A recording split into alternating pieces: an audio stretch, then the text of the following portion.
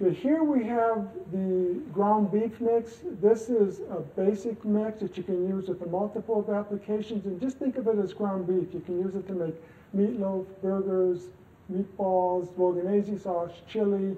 It has all the binding systems in it to make it adhere together like the meat would itself, and it also has all the flavor systems in it. So all you have to do is add water and oil.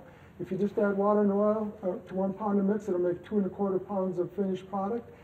Controlling your food cost, you can go to 3 1/2 pounds by making a meatloaf, or you can go to 18 portions of Bolognese sauce. So what we have going here is the vegetables sauteing, and I'm going to add the water to it right at this stage. Been sauteing for about 5 minutes. Now that the water's added, it's really important at this stage to immediately, first of all, get the ketchup in there, because I'm making an American-style meatloaf, of which the recipes for these applications are in my recipe applications files for Eco-Cuisine products.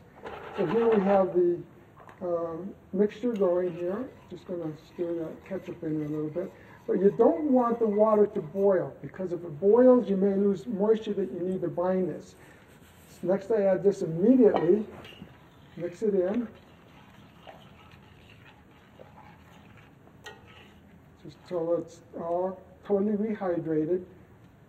And it takes roughly about a half hour for this to fully rehydrate. If you use hot water, about 15 minutes. You can see how it's already starting to thicken up with all the gelling agents that are in it and the flavor systems.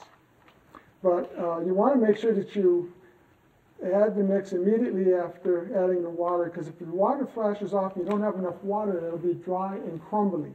And you don't want that. And if it gets that way, if you ever have it dry and it's not holding together, it's probably because you didn't have enough water to it.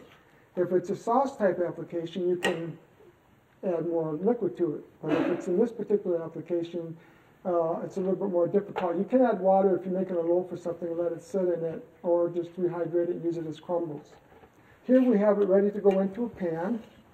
It's already mixed up, and this is the same method for making a Bolognese sauce. The only thing is I'm adding it to more liquid. This here I'm just adding enough liquid to make it into a loaf. The more liquid, the more dispersed it becomes.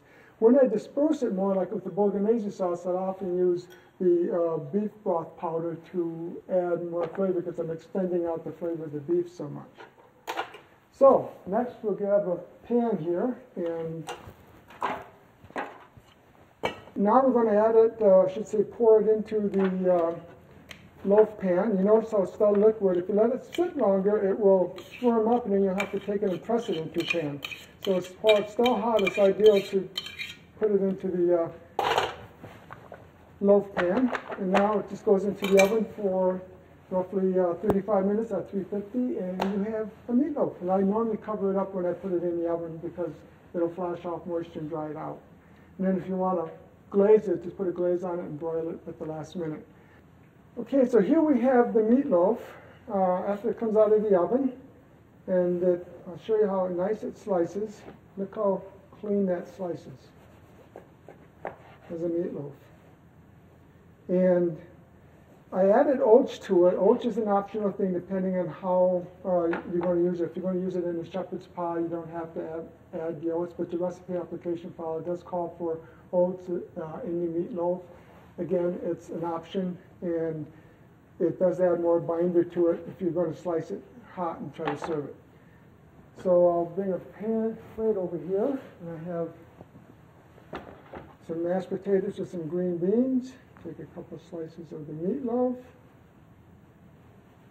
Take a little bit of the sauce here.